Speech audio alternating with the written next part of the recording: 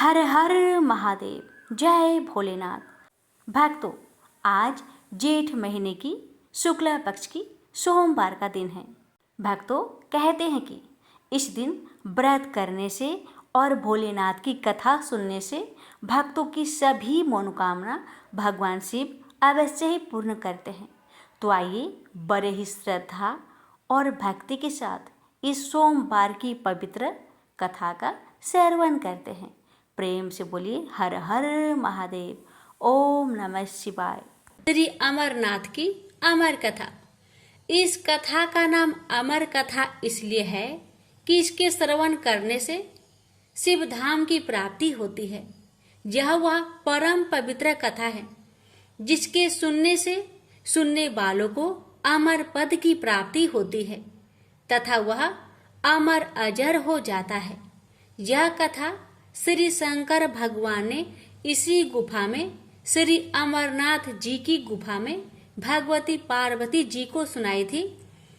इस कथा को सुनकर ही श्री सुखदेव जी अमर हो गए थे।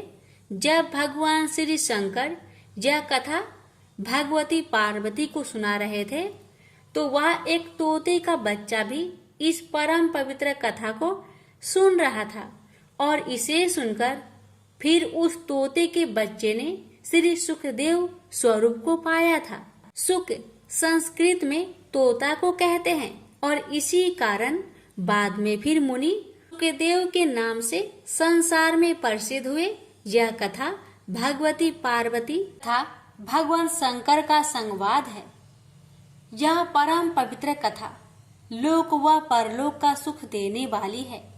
शंकर भगवान और जगत माता के इस संवाद का वर्णन भृगु संहिता, तिलमल पुराण, तीर्थ संग्रह आदि ग्रंथों में पाया जाता है। हम यहाँ पर आपके सम्मुख यह परम पवित्र कथा विस्तार पूर्वक रखेंगे। देव ऋषि नारद का कैलाश पर्वत पर आना और श्री पार्वती जी से पूछना कि भगवान शंकर के गले में रुंडमाला क्यों है। एक बार देव ऋषि नारद कैलाश पर्वत पर भगवान श्री शंकर के स्थान पर दर्शनार्थ पधारे।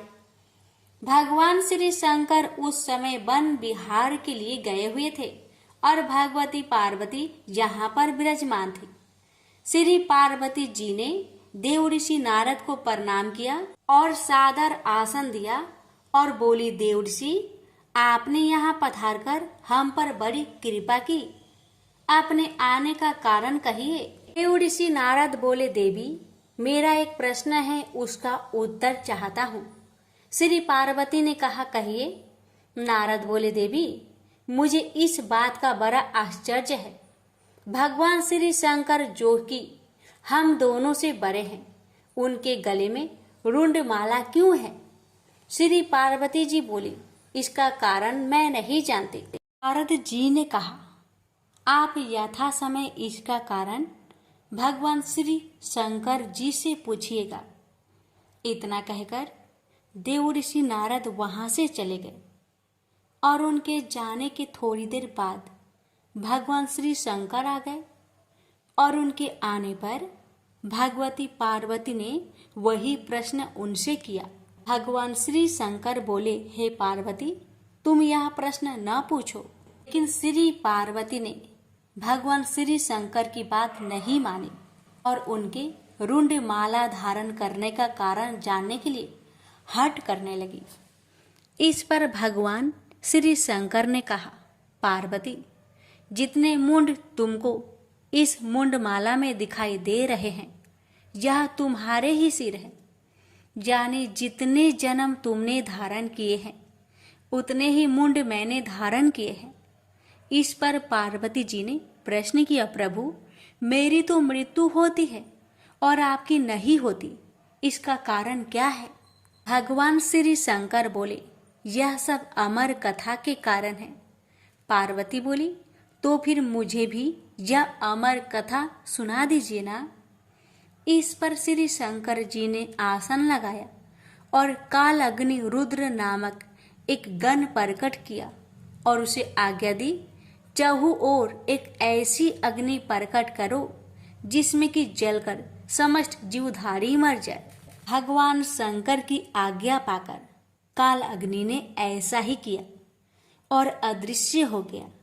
जिस आसन पर भगवान श्री शंकर बैठे थे उसके नीचे एक तोते का अंडा पहले से ही था, जो कि काल अग्नि को दिखाई नहीं दिया। इसके पश्चात भगवान श्री शंकर नेत्र मुद कर एकाग्रचित हो पार्वती जी को अमर कथा सुनाने लगे और पार्वती जी उनके हर वाक्य पर हुक्कारा भरने लगी। धीरे धीरे पार्वती जी को नींद आने लगी। उसी समय उस अंडे में से जीव प्रकट हुआ। श्री पार्वती जी तब तक हुक्कारा देते देते सो चुके थे। अब उसके स्थान पर तोता हुक्कार देने लगा। जब भगवान शंकर अमर कथा समाप्त कर चुके तो श्री पार्वती जी की आंखें भी खुली। भगवान श्री शंकर ने उनसे पूछा कि क्या उन्होंने अमर कथा सुनी है? श्री पार्वती ने उत्तर दिया कि अमर कथा नहीं सुनी। इस पर भगवान श्री शंकर ने पूछा, तब हुक्कारा कौन देता था? पार्वती जी बोली, मुझे नहीं मालूम। अब भगवान श्री शंकर ने इधर उधर देखा तो उनको एक तोता दिखाई दिया, जो कि उनके देखते ही देखते उड़ गया। भगवान शंकर उठकर पीछे दौड़े। वह तोता उड़ता उड़ता तीनों लोकों में गया, लेकिन उसको कहीं जगह नहीं मिली। श्री व्यास देव की पत्नी अपने घर के द्वार पर बैठी जम्हाई ले रही थी। बस तोता उनके पेट में चला गया। भगवान श्री शंकर ने कहा, व्यास जी, मेरा चोर आपके घर में है। महर्षि व्यास बोले, प्रभु, हमारे घर में तो कोई चोर नहीं है। भगवान श्री शंकर के कहने पर महर्षि व्यास जी ने अपनी पत्नी से पूछा। उसने उत्तर दिया, ऐसा जान पड़ता है जैसे कि मेरे पेट में कोई पंछी गया है। महर्षि व्यास जी ने यह बात भगवान श्री शंकर से कही और साथ ही कहा, आपकी जैसी इच्छा हो वैसा कर सकते हैं, लेकिन यह तो आप जानते ही हैं कि स्त्री को मारना पाप है। श्री वेद व्यास की यह बात सुनकर श्री शंकर लौट गए। वह तोता कई वर्षों तक ऋषि पत्नी के पेट में रहा, लेकिन जब ऋषि पत्नी के पेट का कष्ट अधिक बढ़ता गया तो श्री वेद व्यास जी ब्रह्मा जी और उसके पश्चात श्री विष्णु जी के पास गए। फिर तीनों मिलकर भगवान श्री शंकर के पास गए। इसके पश्चात चारों श्री वेद व्यास जी के स्थान पर आए और पंछी की स्तुति करने लगे। पंछी जो भगवान श्री शंकर जी से अमर कथा सुनकर चारों वेदों तथा 18 पुराणों का ज्ञानी हो गया था, कहने लगा, अब तक जगत निर्मोही नहीं होगा, तक मैं माँ का पेट से बाहर नहीं निकलूंगा। इस पर भगवान विष्णु ने अपनी माया से जगत को निर्मोही कर दिया। इस पर वह तोता बालक रूप होकर माँ के पेट से बाहर आ गया और उसका नाम सुखदेव हुआ। श्री सुखदेव अपने जन्म के साथ ही सबको प्रणाम करके जंगल की ओर चल दिए और फिर भगवान विष्णु ने अपनी माया हटा दी और जगत पुनः मोहयुक्त हो गया। इस पर श्री वेद व्यास जी अपने पुत्र के लिए व्याकुल होकर श्री सुखदेव के पीछे जंगल में दौड़े और उनके पास पहुंचकर उनसे घर चलने के लिए कहा। श्री सुखदेव जी ने कहा, जगत निर्मोही है, जहाँ न कोई किसी का पुत्र है और न कोई किसी का पिता। श्री वेद व्यास जी बोले, अब ऐसा नहीं है। श्री सुखदेव जी ने ध्यान लगाकर देखा तो मालूम हुआ कि भगवान श्री विष्णु ने उनके साथ छल किया है। इस पर उन्होंने श्री वेद व्यास जी से कहा, जब तक मैं गुरु धारण नहीं कर लूंगा वापस घर नहीं जाऊंगा और गुरु धारण करने के बाद मैं घर आकर आपकी सेवा करूंगा। ये सुखदेव जी फिर इस संसार में गुरु की खोज में इधर उधर घूमने लगे, मगर अपने से बढ़कर ज्ञानी उनको कहीं पर नहीं मिला।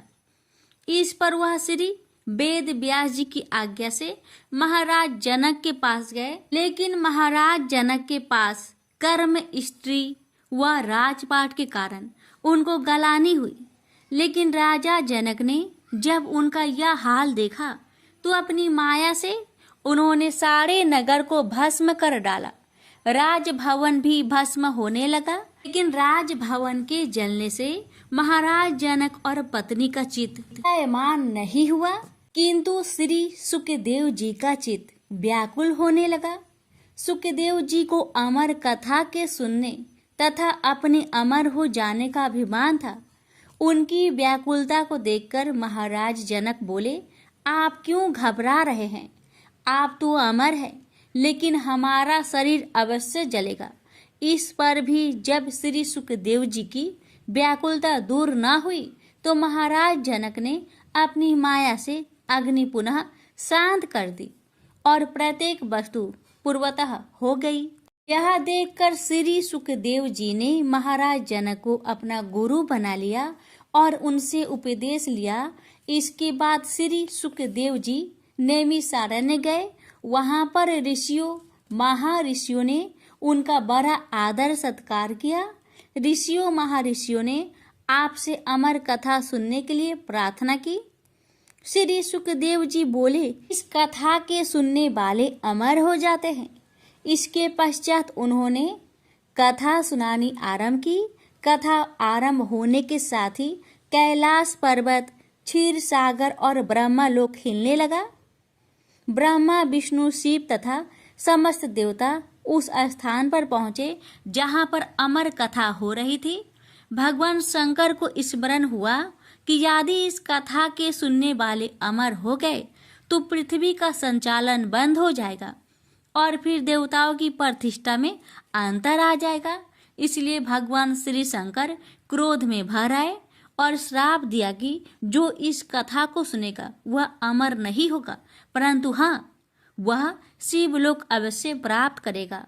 प्रेम से बोलिए हर हर महादेव। भोलेनाथ, आपकी कथा कहने वाले, सुनने वाले, हुक्कार भरने वाले सभी पर अपनी कृपा सदा सर्वदा बनाए रखना।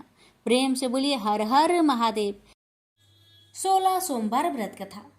एक समय श्री महादेव जी पार्वती के साथ भ्रमण करते हुए मृत्यु लोक में अमरावती नगरी में आए।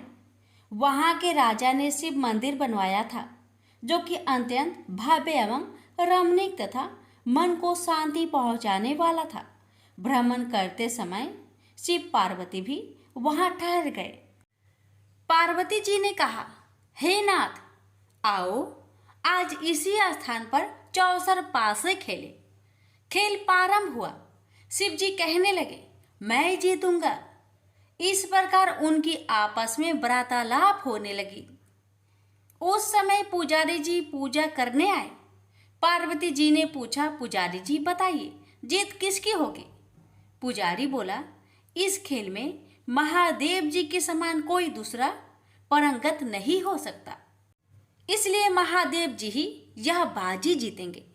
परंतु हुआ उल्टा, जीत पार्वती जी की हुई। अतः पार्वती जी ने पुजारी जी को कोढ़ी होने का श्राप दे दिया कि तूने मिथ्या भाषण किया। अब तो पुजारी कोढ़ी हो गया। शिव पार्वती जी दोनों वापस चले गए। कुछ समय पश्चात अप्सराएं पूजा करने आई। अप्सराओं ने पुजारी के उसके कोढ़ी होने का कारण पूछा। पुजारी ने सब बातें बता दी। अप्सराएं कहने लगी, पुजारी जी, आप 16 सोमवार का व्रत करें तो शिव जी प्रसन्न होकर आपका संकट दूर करेंगे। पुजारी जी ने अप्सराओं से व्रत की विधि पूछी।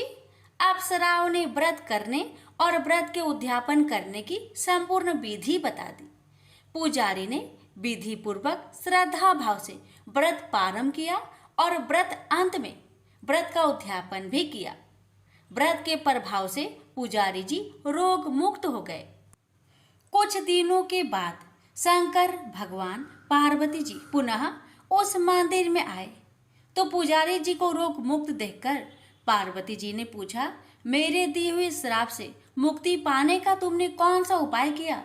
पुजारी जी ने कहा, हे माता, अप्सराओं द्वारा बताए गए 16 सोमवार के व्रत के करने से मेरा यह कष्ट दूर हुआ है। पार्वती जी ने भी 16 सोमवार का व्रत किया, जिससे उनसे रूठे हुए कार्तिकेय जी भी अपना माता से प्रसन्न होकर आज्ञाकारी हुए। कार्तिकेय जी ने पूछा, हे माता, क्या कारण है कि मेरा मन सदा आपके चरणों में लगा रहता है?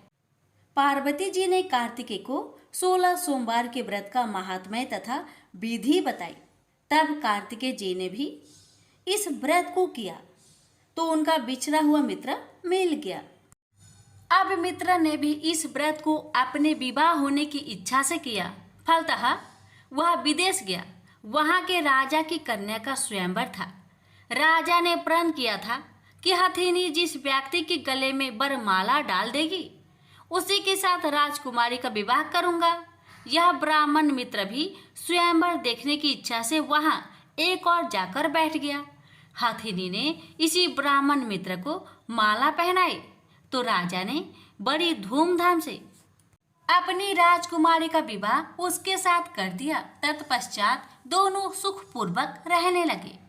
एक दिन राजकन्या ने पूछा, हे नाथ, आपने कौन सा पुण्य किया जिसे हथिनी ने आपके गले में वरमाला पहनाई? ब्राह्मण पति ने कहा, मैंने कार्तिकेय जी द्वारा बताए अनुसार 16 सोमवार का व्रत पूर्ण विधि विधान सहित श्रद्धा भक्ति से किया, जिसके फल के कारण मुझे तुम्हारे जैसे सौभाग्यशाली पत्नी मिली। अब तो राजकन्या ने भी सत्य पुत्र प्राप्ति के लिए व्रत किया और सर्वगुण संपन्न पुत्र प्राप्त किया। बड़े होकर पुत्र ने भी राज्य प्राप्ति की कामना से 16 सोमवार का व्रत किया। राजा के देवलोक होने पर इसी ब्राह्मण कुमार को राजगद्दी मिली। फिर भी वह इस व्रत को करता रहा। एक दिन उसने अपनी पत्नी से पूछा, सामग्री शिवालय ले चलने को कहा, परंतु उसने पूजा सामग्री अपनी दासियों द्वारा भिजवा दी। जब राजा ने पूजन समाप्त किया तो आकाशवाणी हुई कि हे राजा, तुम इस पत्नी को त्याग दो, नहीं तो राजपाट से हाथ धोना पड़ेगा। प्रभु की आज्ञा मानकर उसने अपनी पत्नी को महल से निकाल दिया। तब वह अपने भाग्य को कोसती हुई एक बुढ़िया के पास गई और अपना दुखड़ा सुनाया। तभी बुढ़िया को बताया, मैं पूजन सामग्री राजा के कहे अनुसार शिवालय में नहीं ले गई और राजा ने मुझे निकाल दिया। बुढ़िया ने कहा, तुझे मेरा काम करना पड़ेगा। उसने स्वीकार कर लिया। तब बुढ़िया ने सूत की गठरी उसके सिर पर रखी और बाजार भेज दिया। रास्ते में आंधी आई तो सिर पर रखी गठरी उड़ गई। बुढ़िया ने डांटकर उसे भगा दिया। अब रानी बुढ़िया के यहाँ से चलते चलते एक आश्रम में पहुंची। गोसाई जी उसे देखते ही समझ गए कि यह उच्च घराने की अबला विपत्ति की मारी है।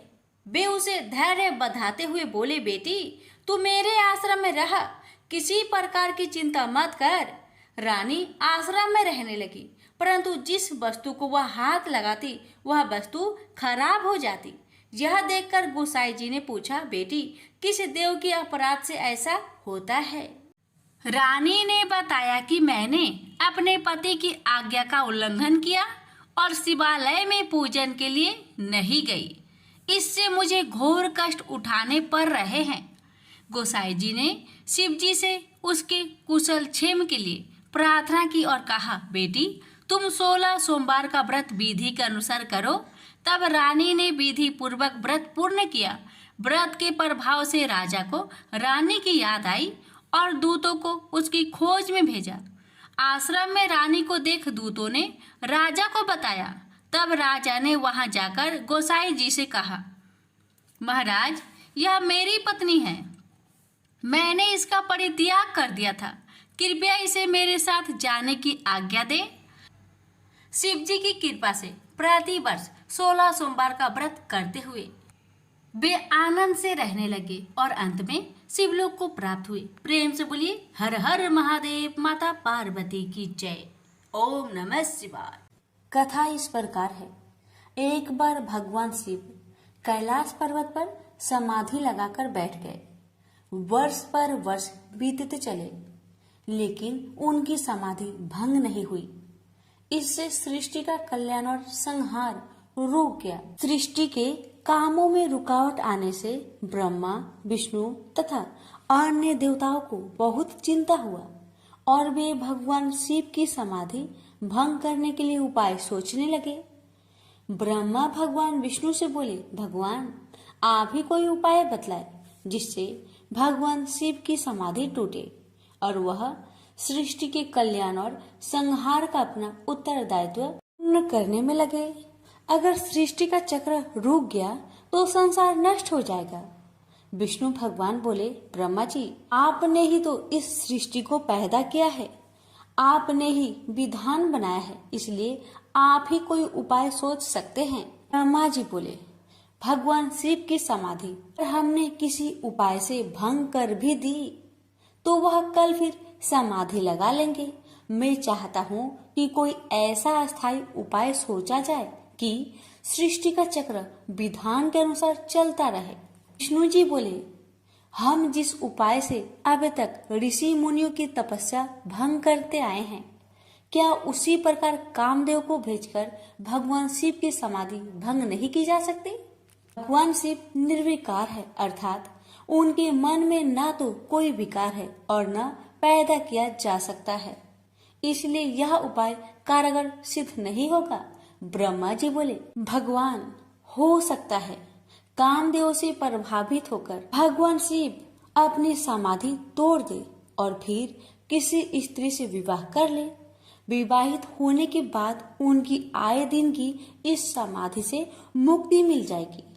विष्णु जी बोले, लेकिन पितामह आपकी नजर में क्या कोई ऐसी कन्या है जो निर्जन पर्वत पर रहने वाले शिव को पति रूप में स्वीकार कर ले?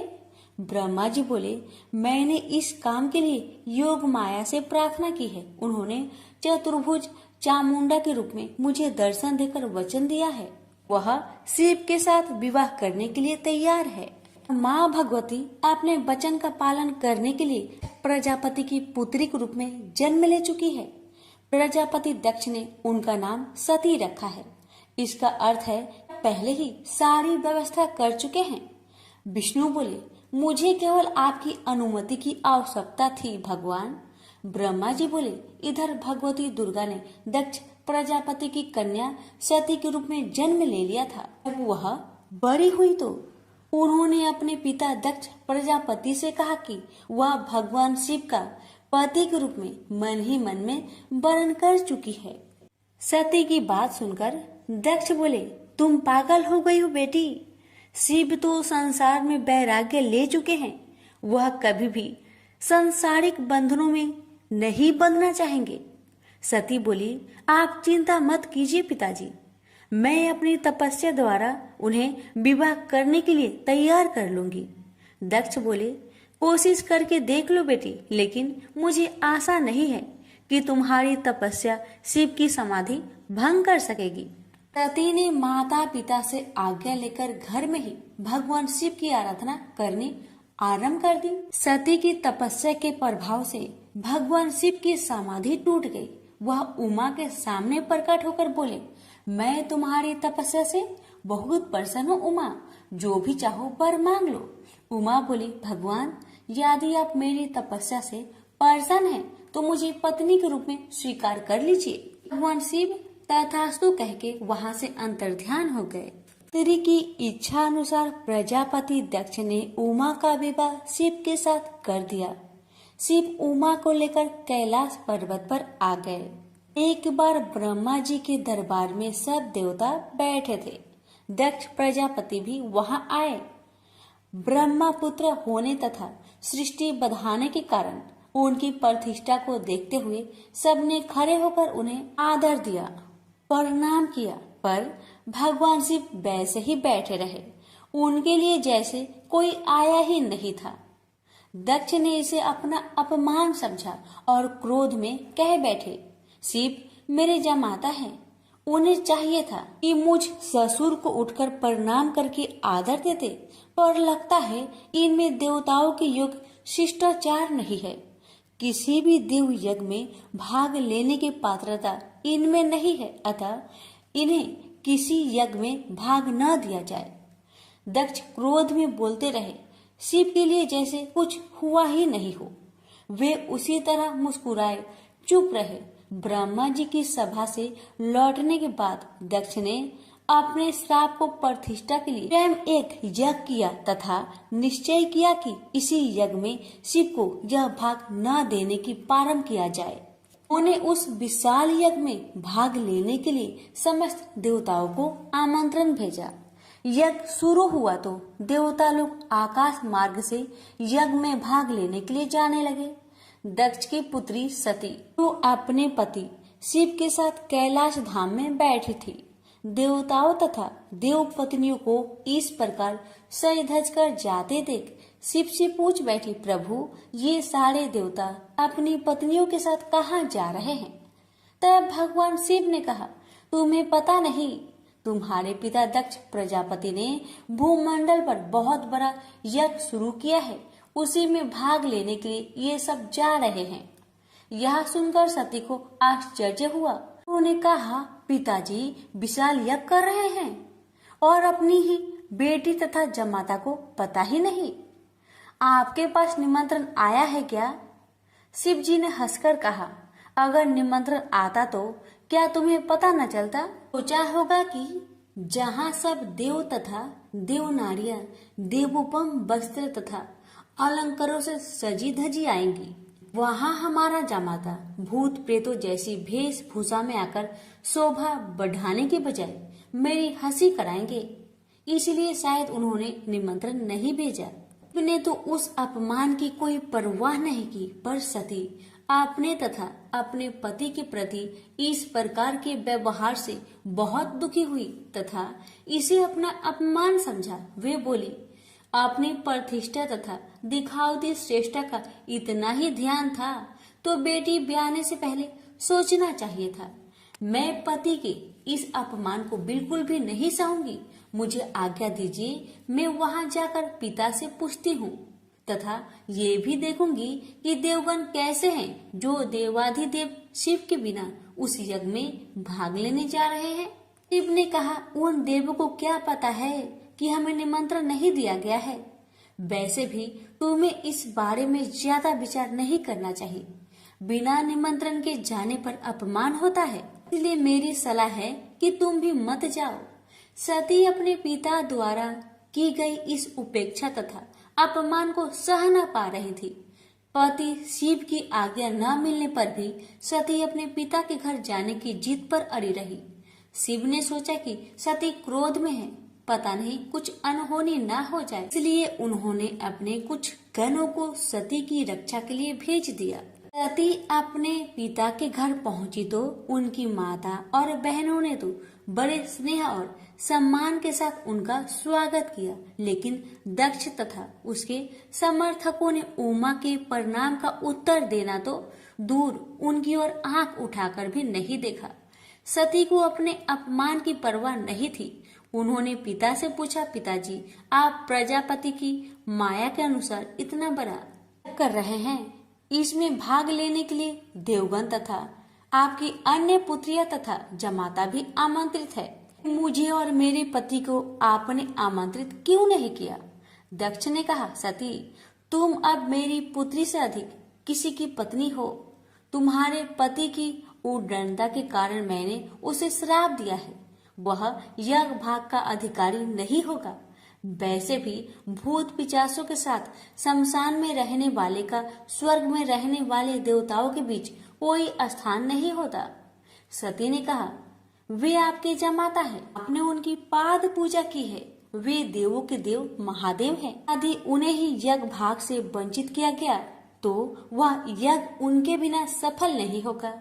मैं स्वयं इसकी हव्य बनूंगी। न कहकर सती यज्ञ कुंड में कूद पड़ी। सती को यज्ञ कुंड में कूदते देख वहाँ हाहाकार मच गया। लोग उठ उठकर भागने लगे। यज्ञ की सामग्री लोगों के पैरों से कुचलकर इधर उधर जा गिरी। सती को इस प्रकार सती होते देख शिव के गण यज्ञ में आए ऋषि मुनियों और दक्ष के सैनिकों पर टूट पड़े। देख महर्षि भृगु वेद मंत्रों से अग्नि में आहुतियां देने लगे। महाशक्तिशाली अनगिनत दैत्य पैदा हो गए और शिव के गणों का संहार करने लगे। तभी आकाशवाणी हुई, मूर्ख दक्ष, तूने जिसको अपनी पुत्री समझकर अपमान किया है, अनादि शक्ति जगत की सृष्टा रक्षिका और कल्पात में संहार करने वाली है, वही योग माया माँ भगवती है। तूने उनका अनादर करके अपने विनाश के द्वार खोल लिए हैं। अब शिव के क्रोध से तेरी रक्षा करने वाला इस संसार में कोई नहीं है। भगवान शिव के गण भागकर उनके पास पहुँचे और उन्होंने सती के सती होने की पूरी घटना सुना दी। उमा के सती होने की घटना सुनकर भगवान शिव के क्रोध की सीमा ना रही। उन्होंने अपनी एक जटा उखाड़कर पर्वत पर दे मारी, जिससे महाप्रलय के समान भयंकर शब्द के साथ ही महापराक्रमी वीरभद्र पैदा हो गया। वीरभद्र के उत्पन्न होते ही 10 दिशाएं कांप उठी। फिर शिव जी ने दूसरी जटा उखाड़कर एक चट्टान पर दे मारी, जिससे महाकाली उत्पन्न हो गई।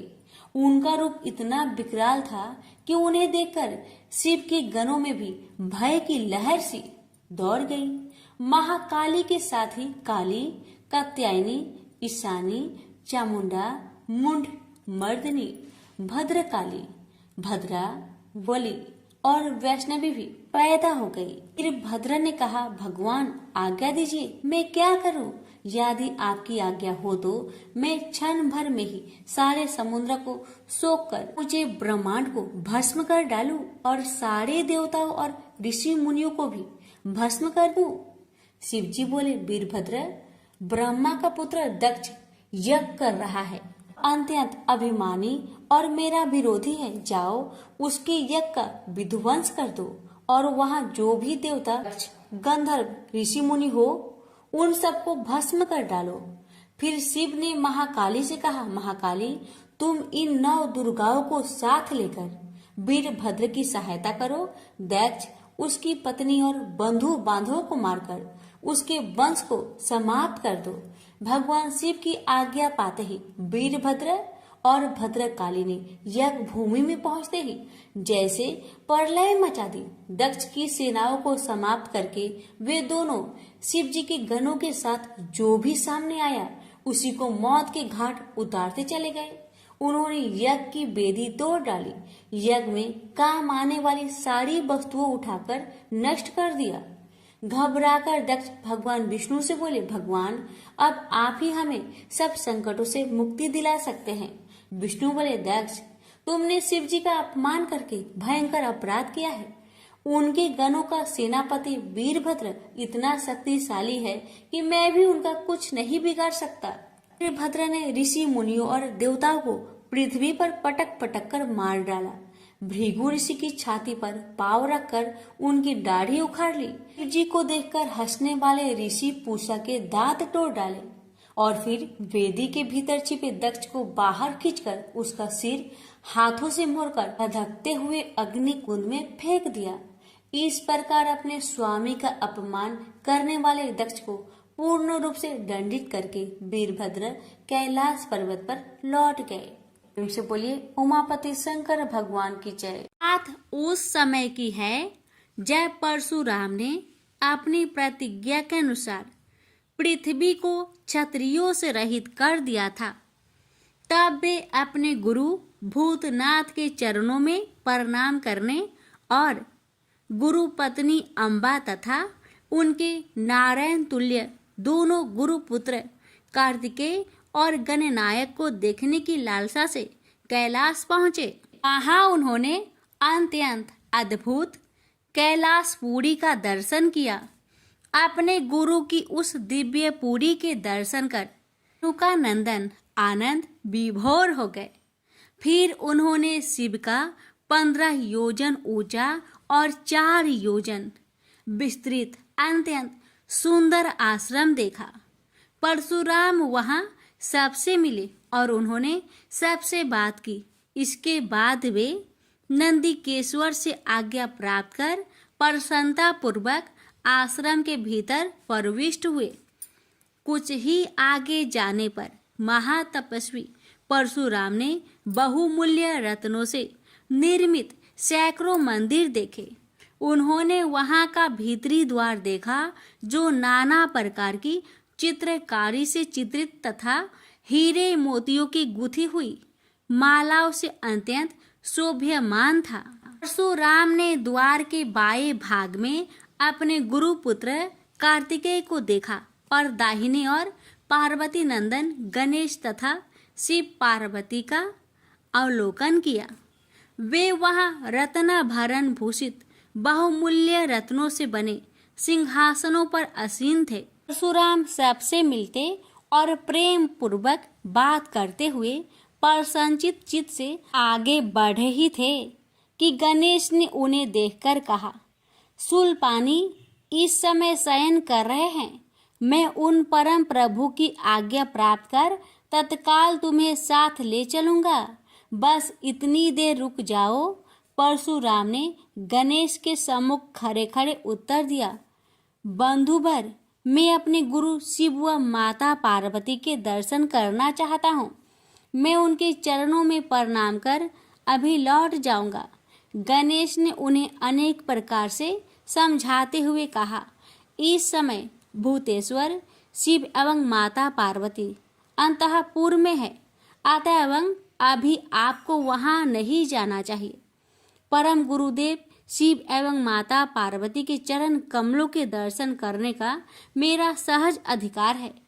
परशुराम अपने आग्रह पर दृढ़ थे, किंतु गणेश उन्हें अत्यंत विनय पूर्वक समझाते रहे। मैं तो परम पिता शिव एवं माता पार्वती के दर्शनार्थ जाऊंगा ही। यह कहकर परशुराम आगे बढ़ना ही चाहते थे कि गणेश ने उन्हें रोक दिया।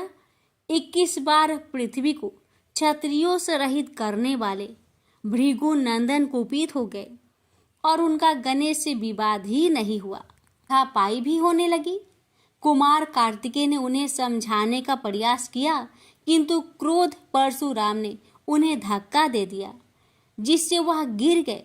शिव पुत्र गणेश ने उठकर परशुराम की ओर डंडा के लिए उनकी भर्त्सना की, तो क्रोध परशुराम ने अपना तीक्ष्ण परशु उठा लिया। तब गणेश ने अपनी सूंड बढ़ाकर उन्हें उसमें लपेट लिया और घुमाने लगे। गणेश की सूंड में लिपटे परशुराम सर्वथा असहाय और निरुपाय थे। गणेश के योग बल से परशुराम स्तंभित रह गए। गणेश ने परशुराम को सप्तद्वीप, सप्त पर्वत, सप्त सागर, भूलोक, स्वर्गलोक, जनलोक, ध्रुवलोक, गौरीलोक और शंभुलोक में घुमाते हुए समुद्र में फेंक दिया। परशुराम समुद्र में तैरने लगे तो निरामयी गणनाथ ने उन्हें पुनः अपनी सूंड में उठा लिया और घुमाते हुए बैकुंठ धाम दिखाकर गोलोक धाम का दर्शन करा दिया। वहां परशुराम ने मंद मंद मुस्कुराते हुए बंसी विभूषित नव निरत श्री कृष्ण के साथ रासवेणी राधा का दर्शन किया, तो वे बार बार उनके मंगलमयी चरण कमलों में प्रणाम करने लगे। कुछ देर बाद परशुराम सचेत होकर पृथ्वी पर गिर पड़े। समय उनका प्रतिवादी मुख स्तंभ गणेश जी द्वारा किया हुआ स्तंभन भी दूर हो गया। तब उन्होंने अपने अभीष्ट देवता श्री कृष्ण के जगत गुरु शिव द्वारा प्रदत्त परम दुर्लभ स्रोत एवं कवच का स्मरण किया और संपूर्ण शक्ति से सूर्य की प्रभा के तुल्य तीक्ष्णतम अपने परशु से गौरी नंदन पर प्रहार कर दिया। गणेश ने अपने परम पूज्य पिता के अमोघ अस्त्र का सम्मान करने के लिए उसे अपने बाएं दांत से पकड़ लिया। शिव शक्ति के प्रभाव से वह तेजस्वी परशु गणेश के बाएं दांत को समूल काट कर पुनः रेणु का पुत्र परशुराम के हाथ में लौट आया। गणेश का दांत टूटते ही भयानक गर्जना हुई और रक्त का फवारा फूट पड़ा। मुंह से निकलकर रक्त से सना दांत भूतल पर गिर पड़ा। उस समय धरित्री कांप उठी। यह दृश्य कार्तिकेय, क्षेत्रपाल आदि पार्षद तथा शून्य में देवगण अत्यंत भयभीत होकर हाय हाय करने लगे। कैलाशवासी डर से मूर्छित हो गए। निंद्रापति सुधत्मा शिव की निंद्रा भंग हुई। बेटा यह क्या हुआ? दौड़ी हुई पार्वती आई तो उन्होंने अपने पुत्र गणेश के टूटे दांत तथा रक्त से सने हुए मुंह को देखा और देखा कि उनके हृदय खंड गणेश क्रोध शून्य परम शांत लज्जा से सिर झुकाए खड़े हैं। अत्यंत व्याकुल होकर उन्होंने स्कंद से पूछा, क्या बात है, यह कैसे हुआ? स्कंद द्वारा संपूर्ण वृत्तांत सुनकर पार्वती अत्यंत क्रोध हुई और अपने प्रिय पुत्र गणेश जी को सीने से लगाकर रोती हुई शिव से बोली, मेरे पुत्र गणेश और आपके शिष्य परशुराम में किसका दोष है, आप ही निर्णय करें। फिर माता पार्वती ने अपने सम्मुख परशुराम को शिव के प्रमोदक द्वारा चरण कमलों की निर्भयता पूर्वक सेवा करते हुए देखकर कहा, हे महाभाग राम, तुम योगियों के गुरु देवाधिदेव महादेव के शिष्य हो, तुम शुद्ध मन वाले हो। तुम्हारी अशुद्धता का कारण मेरी समझ में नहीं आ रहा। तुमने करुणामय गुरु से अमोघ परशु प्राप्त कर पहले तो उसकी क्षत्रिय जाति पर परीक्षा की और अब गुरु पुत्र पर परीक्षा की है।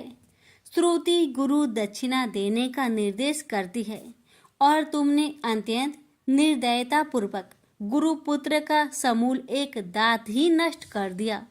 अब इसका सिर भी काट डालो। चरमता का अमोघ परशु प्राप्त कर ले तो क्षुद्र श्रृंगाल भी वनराज को मार सकता है। इतना कहकर क्रोध से भगवती पार्वती परशुराम को मारने के लिए प्रस्तुत हो गई। भय बस परशुराम ने मन ही मन करुणा सागर गुरु को प्रणाम कर अपने इष्ट देव गोलोकनाथ श्री कृष्ण का स्मरण किया। तभी पार्वती ने अपने सम्मुख एक बौने ब्राह्मण बालक को देखा। उस पर तेजस्वी ब्राह्मण बालक को देखकर आतुरता से भगवान शंकर ने भक्ति पूर्वक मस्तक झुकाकर प्रणाम किया। उसके बाद माता पार्वती ने भी उसे प्रणाम किया। परम तेजस्वी ब्राह्मण बालक ने शिव एवं पार्वती को शुभ आशीर्वाद प्रदान किया। यह दृश्य देखकर कैलाशवासी बालक बालिकाएं भयभीत एवं चकित हो गए। फिर भगवान शंकर ने उनका पूजन किया। वे वामन भगवान रत्न सिंहासन पर विराजमान थे। उनका उत्कृष्ट तेज सर्वत्र फैल रहा था। भगवान शंकर ने मधुर शब्दों में कहा, आज मेरा परम सौभाग्य है जो आपने कृपा पूर्वक मेरे यहाँ पधारकर मुझे सेवा का अवसर प्रदान किया है। सुतोष शिव की मधुर वाणी से प्रसन्न होकर ब्राह्मण बाल रूपी स्वयं श्री हरि ने गंभीर स्वर में कहा, आप लोग की वर्तमान स्थिति जानकर मैं श्वेत द्वीप से आ रहा हूँ। मेरे भक्तों का कभी अमंगल नहीं होता। मेरा सहस्त्रसार उनके रक्षार्थ प्रतिक्षण प्रस्तुत रहता है, किंतु गुरु के रुष्ट होने पर मैं विवश हो जाता हूँ। गुरु की अवहेलना बलवती होती है। विद्या और मंत्र प्रदान करने वाला गुरु अभिष्ट देव से 100 गुना श्रेष्ठ है। गुरु से बढ़कर कोई देवता नहीं है, पार्वती से बढ़कर कोई पतिव्रता नहीं है तथा गणेश से उत्तम कोई जितेंद्रिय नहीं है। भृगु नंदन ने गुरु पत्नी एवं गुरु पुत्र की अवहेलना कर दी है। उसी का मार्जन करने के लिए मैं यहाँ उपस्थित हुआ हूँ। श्री हरि ने भगवान शंकर के बाद भगवती पार्वती से कहा, तुम जग जननी हो, तुम्हारे लिए गणेश, कार्तिकेय और परशुराम भी पुत्र तुल्य है। इन परशुराम ने स्नेह के प्रति शिव और तुम्हारे मन में भेद नहीं है। अतः एवं जो उचित समझो करो। देव बड़ा प्रबल होता है। बालकों का यह विवाद तो देव दोष से ही घटित हुआ है। तुम्हारे इस प्रिय पुत्र का एक दंत नाम वेदों में प्रसिद्ध है। फिर श्री हरि ने परशुराम से कहा, राम, तुमने क्रोधवश शिवा पुत्र गणेश का दांत तोड़कर अनुचित किया है। इस कारण तुम निश्चय ही अपराधी हो। ये सर्वशक्ति स्वरूपा पार्वती प्रकृति से परे और निर्गुण है। श्री कृष्ण भी इन्हीं की शक्ति से शक्तिशाली हुए हैं। ये समस्त देवताओं की जननी है, तुम इनकी स्तुति कर इन्हें संतुष्ट करो। इतना कहकर श्रीहरि बैकुंठ के लिए प्रस्थान कर गए। परशुराम ने भी स्नान कर शुद्ध वस्त्र धारण कर लिए। वह हाथ जोड़कर गुरुदेव के चरणों में प्रणाम कर सिर झुकाए जगजननी गौरी का स्तवन करने लगे।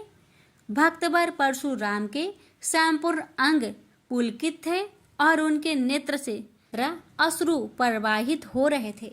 इस प्रकार करुण प्रार्थना करते हुए अंत में परशुराम ने कहा, जगजननी रक्षा करो, मेरे अपराध को क्षमा कर दो। भला कहीं बच्चे के अपराध करने से माता कुपित होती है। यह कहकर परशुराम ने माता पार्वती के चरणों में प्रणाम कर अत्यंत दुखी होकर रोने लगे। परशुराम की करुण प्रार्थना से करुणामयी पार्वती का हृदय द्रवित हो गया। उन्होंने प्रीति पूर्वक परशुराम को अभय दान देते हुए कहा, बेटा अब शांत हो जाओ। आशुतोष के अनुग्रह से तुम्हारी सर्वत्र विजय हो। सर्वतरात्मा श्री हरि तुम पर सदा प्रसन्न रहे। गुरुदेव शिव में तुम्हारी भक्ति सुदृढ़ रहे। तुम अमर हो जाओ। इसी प्रकार दयामयी पार्वती ने परशुराम को आशीर्वाद दिया और वे अपने अंतपुर में चली गई। उस समय वहां श्री भगवान के मंगल नाम का उच्च घोष होने लगा। फिर परशुराम ने एक दंत गणेश का स्तवन किया और गंधे, पुष्प, धूप, दीप एवं तुलसी रहित नैवेद्य आदि से लंबोदर की प्रीति पूर्वक पूजा की। परशुराम ने भक्ति भाव से भाई गणेश को संतुष्ट कर माता पार्वती एवं कृपा सिंधु त्रिलोचन के चरणों में प्रणाम किया। फिर उन्होंने गुरु की आज्ञा प्राप्त कर प्रसन्नता पूर्वक वहां से प्रस्थान किए। प्रेम से बोलिए गौरी पुत्र गणेश भगवान की जय। हर हर महादेव। माता पार्वती की जय। शिव जी की आरती। ओम जय शिव ओंकारा, स्वामी जय शिव ओंकारा, ब्रह्मा विष्णु सदा शिव अर्धांगी धारा। ओम जय शिव ओंकारा, स्वामी जय शिव ओंकारा। एकानन चतुरानन पंचानन राजे, हंसानन गरुरासन वृषवाहन साजे। ओम जय शिव ओंकारा, स्वामी जय शिव ओंकारा। दो भुज चार चतुर्भुज, 10 भुज अति सोहे। त्रिगुण रूप निरखते, त्रिभुवन जन मोहे। अच्छी माला बने माला, मुंड माला धारी। त्रिपुरारी कंसारी करे माला धारी। श्वेतांबर पीतांबर बाघंबर अंगे। सनकादिकी गरुणादिकी भूतादिकी संगे। कर के माध्य का मंडलु चक्र त्रिशूली धारी। सुखकारी दुखहारी जगपालनकारी। ब्रह्मा विष्णु सदा शिव जानत अविवेका। मधु के टप दो मारे, सुर भयहीन करे। लक्ष्मी व सावित्री पार्वती संगा। पार्वती अर्धांगी, शिव लहरी गंगा। पर्वत सोहे पार्वती, शंकर कैलासा। भांग धतुर का भोजन, भस्मी में वासा। जटा में गंग बहत है, गल मुंडन माला। शेष नाग लिपटावत, ओढ़त मृगी छाला। काशी में विराजे विश्वनाथ, नंदी ब्रह्मचारी। नीत उठ दर्शन पावत, महिमाति भारी। त्रिगुण स्वामी जी की आरती जो कोई नरे गावे। कहत शिवानंद स्वामी मनवांछित फल पावे। ओम नमः शिवाय। हर हर महादेव। माता पार्वती की जय।